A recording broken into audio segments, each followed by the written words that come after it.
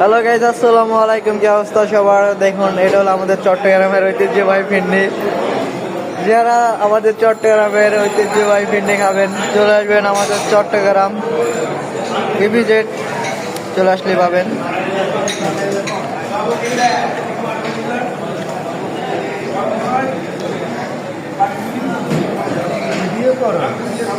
আরে আরে ইউটিউবার নাও না ভাই, আরে